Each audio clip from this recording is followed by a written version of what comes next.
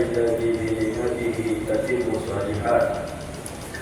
الحمد لله حمدا يوافي نعمه ويكافئ مزيدا. ثم الصلاة والسلام سرمدا على الحبيب المصطفى محمد وعلى آل بيته الطاهرين وأصحابه غر الميامين وعلى كل من اهتدى بهديه أو استنى بسنته إلى يوم الدين. أما بعد، عباد الله، أوصيكم ونفسي بتقوى الله عز وجل، وأذكركم ونفسي بقوله تعالى: لقد من الله على المؤمنين إذ بعث فيهم رسولا من أنفسهم يتلو عليهم آياته ويزكيهم ويعلمهم الكتاب والحكمة وإن كانوا من قبل لفي ضلال مبين.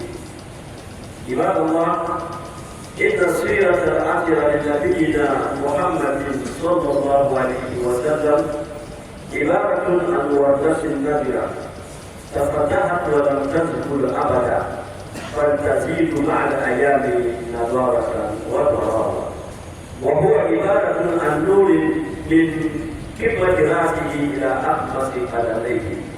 إن رسول الله صلى الله عليه وسلم هو أعظم منة من الله بها على عباده المؤمنين، فبفضل تعليمه وتزكيته لهذه الأمة انتقلت من وحي الرذيلة إلى مقام الفضيلة، ومن سفر الجهالة إلى سجايا العلماء، ومن الضلالة إلى الهدى، وهو الرحمة المهداة وسراج المنير، وبالمؤمنين رؤوف رحيم. يقول المولى عز وجل: لقد جاءكم رسول من أنفسكم عزيز عليه ما عنتم حريص عليكم بالمؤمنين رؤوف رحيم. فإن تولوا فقل حسبي الله لا إله إلا هو عليه توكلت وهو رب العرش العظيم. Mesdames et musulmans, chers frères en islam, rendons tous grâce à Allah subhanahu wa ta'ala, le Seigneur de l'univers, l'être des cieux et de la terre. Allah qui nous a créés et nous a gratifiés en nous guidant sur le droit chemin, en faisant de nous des membres de la communauté de son bien-aimé Mohammed sallallahu alayhi wa sallam. Nous attestons qu'il n'y a aucune divinité digne d'être adorée en dehors de lui. Et nous attestons que Mohammed sallallahu alayhi wa sallam est son noble serviteur et messager. Fidèles musulmans, chers frères, depuis quelques vendredis, nous avons lancé une série de sermons sur la zakat, qui est le troisième pilier de l'islam. Alhamdulillah Rabbil Alamin. Et vendredi passé, notre imam Ousmane Sina,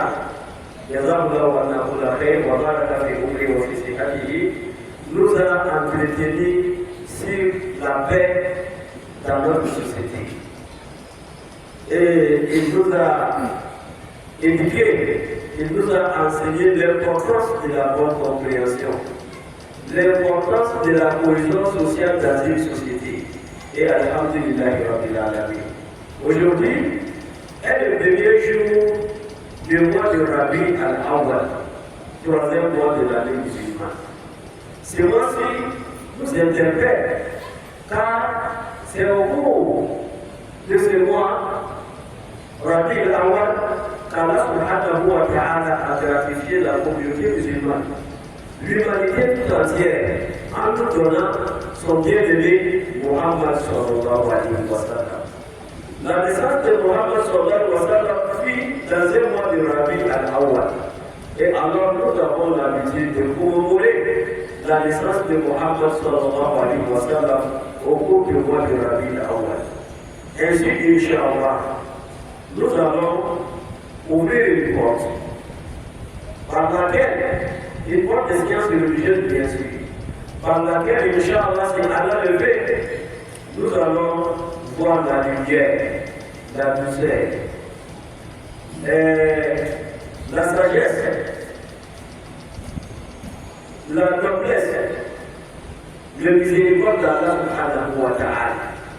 Cette porte va nous amener à connaître réellement qui est le prophète Mohammed sallallahu alayhi wa sallam. Et Mohammed sallallahu alayhi wa sallam est qui pour nous? Et que devons-nous faire pour être vraiment là où Mohammed sallallahu alayhi wa sallam estime nous trouver? Alors, c'est ce que nous avons à nous poser des questions essentielles lorsqu'on parle de Mohammed sallallahu alayhi wa sallam. Mohammed d'abord, c'est l'envoyé de Allah subhanahu wa ta'ala. Mais pour moi, Mohammed est mon prophète. Mohammed sallallahu alayhi wa sallam est mon guide. Mohammed sallallahu alayhi wa sallam est mon chemin. Mohammed sallallahu alayhi wa sallam est mon modèle identificatoire. Mohammed c'est mon miroir. Ma vie est copiée de la vie de Mohammed sallallahu alayhi wa sallam. Ainsi, pour que moi je sois comme Mohammed, il faut que je fasse des efforts pour connaître réellement qui est Mohammed sallallahu alayhi wa sallam. C'est ce qui nous amène à animer une série de sermons sur la vie de Mohammed sallallahu alayhi wa sallam. Nous permettant à nous dire que si Allah a fait de nous les membres de la communauté de Mohammed sallallahu alayhi wa sallam, c'est une immense grâce qu'Allah nous a donnée. Parce que Allah, lorsqu'il t'aime, la première des choses, il va te guider sur le droit chemin. Mais pour quand il sera guidé sur le droit chemin, avoir Allah subhanahu wa ta'ala, il faut passer par Mohammed sallallahu alayhi wa sallam. C'est pour cela Allah nous dit, pour les kuntum tuhibbuna Allah, fattabi'uni yuhibbukum Allah. Si réellement vous cherchez l'amour d'Allah subhanahu wa ta'ala, vous voulez avoir l'amour d'Allah, alors il faut suivre le chemin de Mohammed sallallahu alayhi wa sallam. Fidèles musulmans, ainsi nous allons évoquer l'amour de Mohammed sallallahu alayhi wa sallam. Parce que si Allah nous donne l'amour de Mohammed qu'il nous a tout donné, mais pour que nous puissions avoir l'amour de Mohammed sallallahu alayhi wa sallam, que devons-nous faire? C'est la question que nous nous posons au cours de ce sermon. Moi, Allah m'a guidé, il a fait de moi un musulman, un membre de la communauté Mohammed sallallahu alayhi wa sallam. Nous avons dit que Mohammed est notre prophète, Mohammed est notre guide, Mohammed est notre modèle identificatoire. Pour que tout cela se réalise, une seule chose, l'amour de Mohammed sallallahu alayhi wa sallam. Mais comment faire pour avoir l'amour de Mohammed? Alors lorsqu'on a l'amour de Mohammed, comment faire pour que Mohammed sallallahu alayhi wa sallam puisse nous aimer? Parce que c'est réciproque. Lorsque vous aimez Mohammed sallallahu alayhi wa sallam, Mohammed à son tour, il va vous aimer.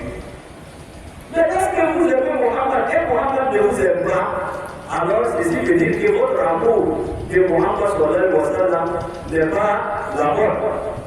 Il faut changer le chemin. Fidèles musulmans, pour que nous puissions avoir l'amour de Mohammed sallallahu alayhi wa sallam, il y a 4 choses.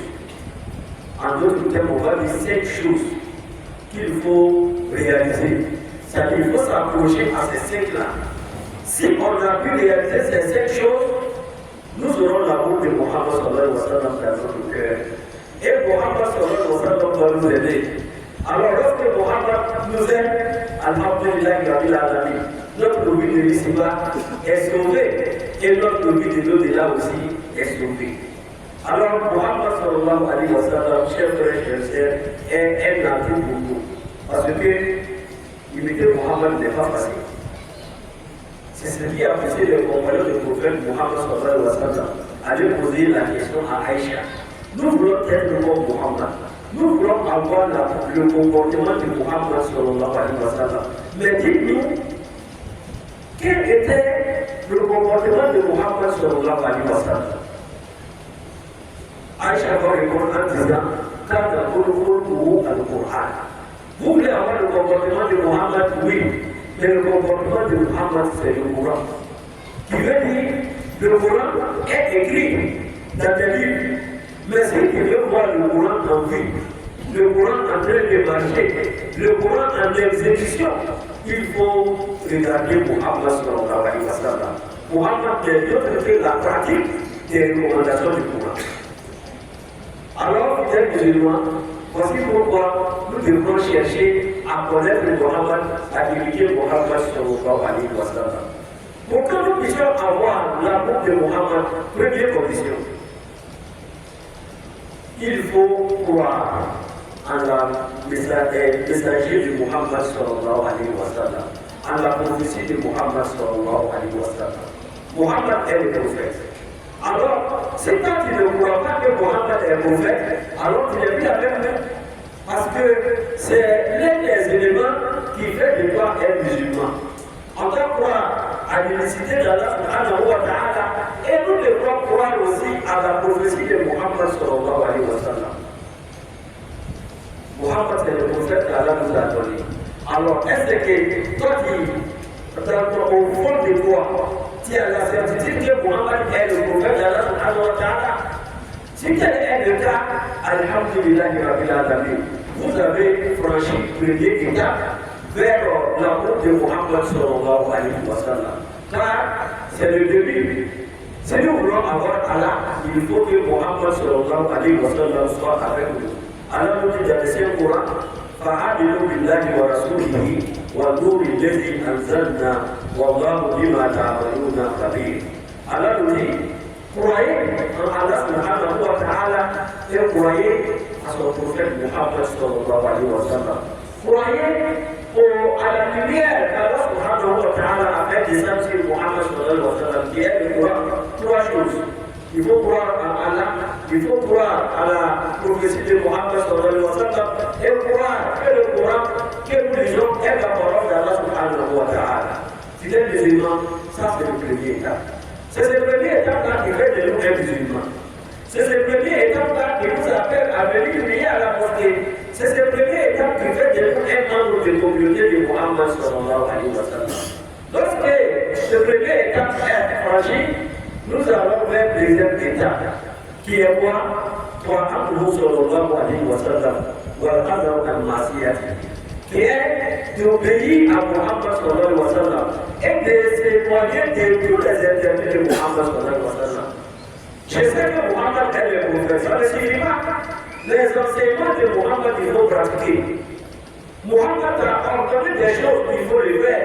Muhammad, il t'a interdit certaines choses, il faut s'en éloigner. C'est deux choses.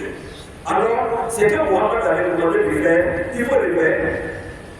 Tu ne peux pas prétendre dire que tu es Muhammad, mais tu t'en fous des recommandations de Muhammad.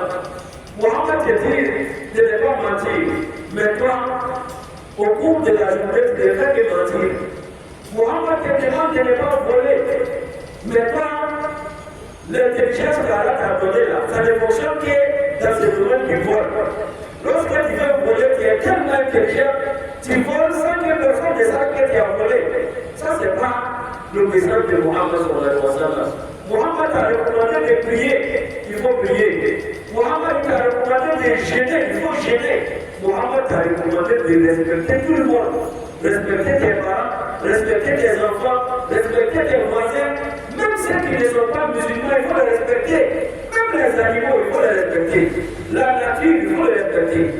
Alors, tout ça fait partie des enseignements de Muhammad sallallahu alayhi wa sallam. Lorsque nous pratiquons ces enseignements, alors nous, nous pratiquons les orientations de Muhammad, les obligations de Muhammad, nous prenons cela encore, les interdits de Muhammad, nous nous en nettoyons, alhamdulillahi rabbil alamin. Nous avons franchi le deuxième pas vers l'amour de Muhammad sallallahu alayhi wa sallam. On croit à la prophétie de Muhammad et on suit le chemin de Muhammad sallallahu alayhi wa sallam. C'est comme les deux grandes étapes pour avoir l'amour de Muhammad. Lorsque l'un de ces deux étapes manque, on ne peut plus parler de l'amour de Muhammad sallallahu alayhi wa sallam, chers frères et sœurs. Alors, troisième étape, pour avoir l'amour de Muhammad sallallahu alayhi wa sallam, toi-même, il faut aimer Muhammad. Muhammad, il est le prophète. Tu suis le chemin de Muhammad. Alors, Muhammad, au fond de ton père, il est à quelle place? Est-ce que réellement toi tu aimes Muhammad sallallahu alayhi wa sallam? C'est la première question. Deuxième question, l'amour de Muhammad doit dominer l'amour de toutes choses dans ton cœur. Tu vas aimer Muhammad plus que tes parents. C'est pour cela, lorsque les enseignements de Muhammad ne sont pas en conformité avec les recommandations des parents, nous prenons les enseignements de Muhammad sallallahu alayhi wa sallam. Et nous laissons les recommandations des parents parce que Muhammad est plus important que les parents. Nous aimons nos enfants, mais il faut que l'amour de Muhammad prime sur l'amour des enfants. J'aime mon enfant, mais je ne vais jamais lui aborder ce qui est interdit à l'islam. L'amour de mon enfant est sanctionné avec l'engagement de mon enfant sur le chemin de Muhammad sallallahu alayhi wa sallam. Lorsque l'enfant ne suit pas le chemin de Muhammad, alors cet amour n'y est plus. Parce que c'est Muhammad que moi j'ai aimé. C'est Muhammad que j'ai choisi. Et ma famille aussi doit aimer Muhammad, il doit choisir Muhammad. Ici, on ne va pas parler que tu as le choix, tu n'as pas le choix. Non, ça c'est une obligation. Je suis là, mes enfants, ils doivent suivre mon chemin. Mais lorsqu'un enfant adulte refuse de suivre mon chemin, alors, c'est que toi tu devrais faire, c'est après cela. Alors le reste, c'est à Allah subhanahu wa ta'ala. C'est pas à toi de t'en occuper, parce que Allah t'a demandé l'éducation de l'enfant. C'est à faire, tu l'as éduqué selon les normes de l'islam. Allah t'a demandé de prendre en charge ton enfant. Alors tu l'as pris en charge tout ce qu'un parent doit faire pour un enfant, tu as tout fait. Mais l'enfant a choisi autre chose. Alors, alhamdulillah, rabbil alamin. Toi, tu as fait ce que tu devrais faire. Mais ici, ce qui est important toujours, il faut dire que l'amour de Muhammad sallallahu alayhi wa sallam, en dehors de l'amour d'Allah, doit primer sur toutes sortes d'amour.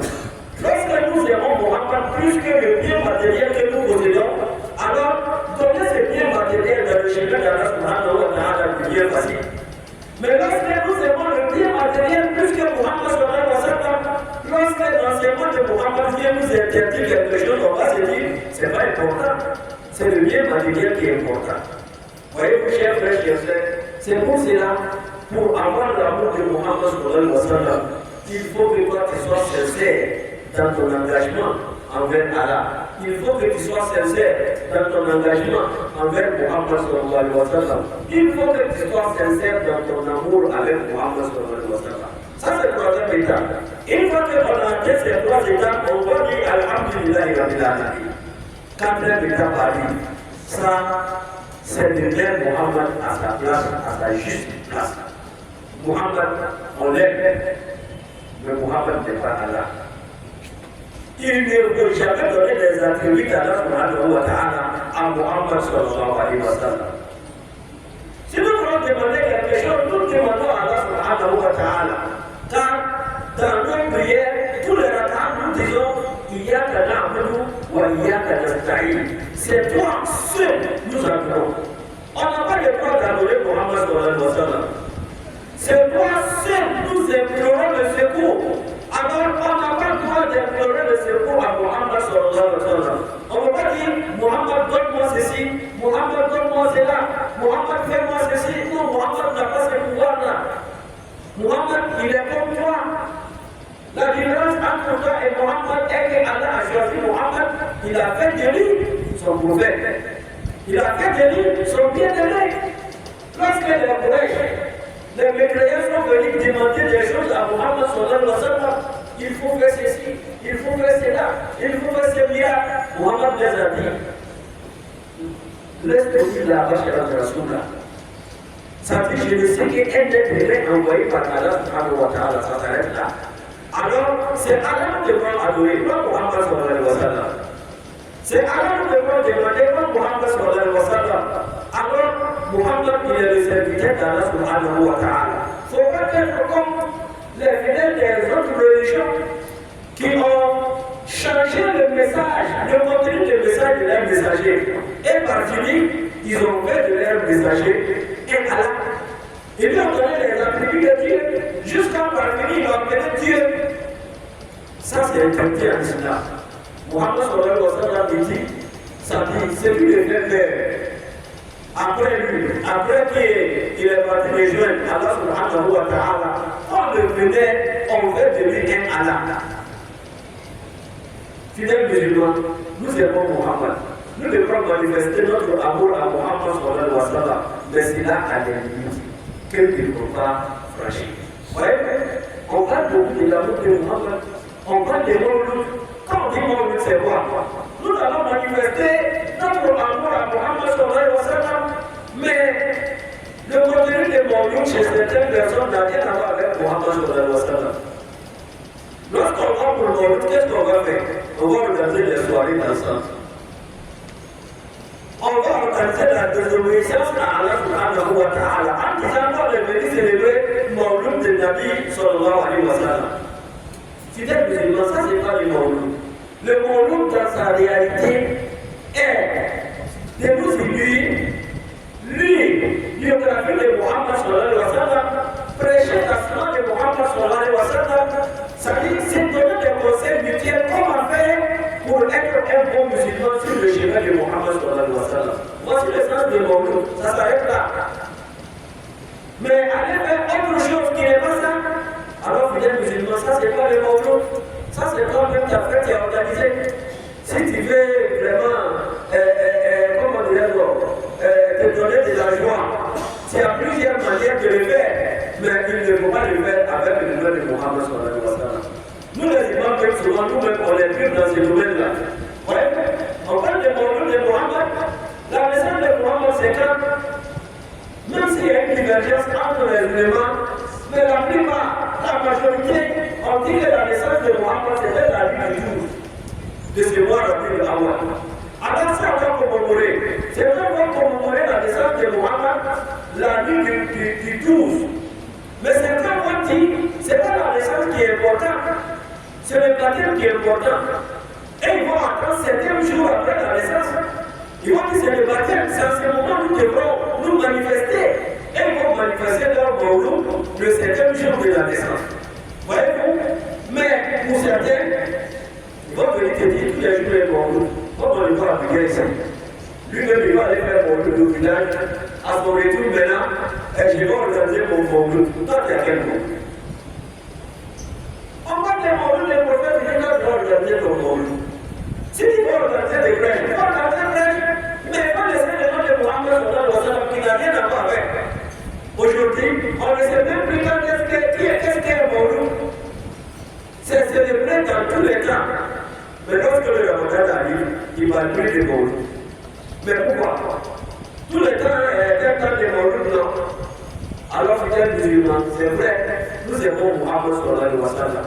Mais on ne peut pas s'engager dans l'amour de Mohammed comme ça aveuglément. Il y a des règles, il y a des limites à ne pas franchir. Alors, il faut connaître ces limites-là. C'est ce qui est demandé. Mais parce qu'on aime Mohammed jusqu'à donner, comment dirais-je, certains attributs à Mohammed qui ne lui appartiennent pas, alors nous sommes dans la désobéissance d'Allah subhanahu wa ta'ala. Chers frères et sœurs, nous avons placé Mohammed là où il doit être. C'est le serviteur, c'est l'envoyé d'Allah subhanahu wa ta'ala, c'est le bien-aimé d'Allah, c'est notre prophète, c'est notre guide, c'est notre miroir, c'est notre modèle identificatoire. Mais Mohammed n'est pas Allah, Mohammed n'est pas Dieu.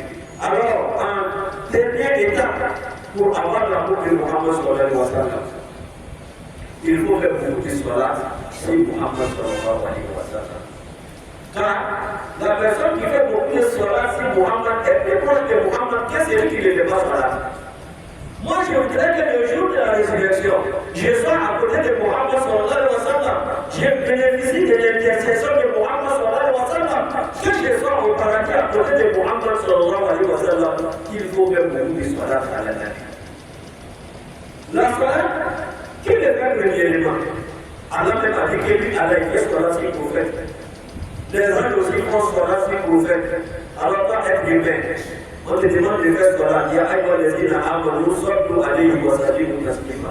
Vous qui avez cru, vous qui dites que vous êtes des musulmans, il faut toujours faire la salat sur Muhammad sallallahu alayhi wa sallam. Ça, c'est nos quotidiens.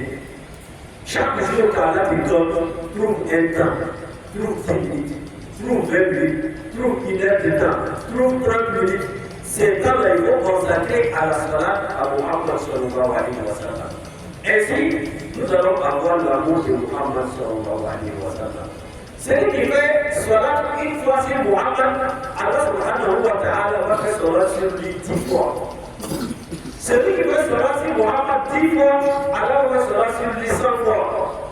Qui veut dire, Allah même aime Muhammad sallallahu alayhi wa sallam. Nous devrons tout faire pour avoir l'amour de Muhammad dans notre cœur. Mais pour avoir l'amour de Muhammad, ces 5 étapes que nous venons de dire sont vraiment primordiales. C'est-à-dire qu'il faut ces 5 pour que nous puissions avoir l'amour de Muhammad sallallahu alayhi wa sallam. Chers frères et sœurs, lorsque nous avons réalisé ces 5 étapes, alors sachez que nous aurons l'amour de Muhammad dans notre cœur. Et en contrepartie, Muhammad aussi va nous aimer. Alors lorsque Muhammad va nous aimer, c'est ça, comment dire, le sommet. On va dire, l'objectif suprême est atteint.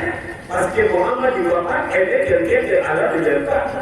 Muhammad ne va pas aimer quelqu'un qui est mécréant.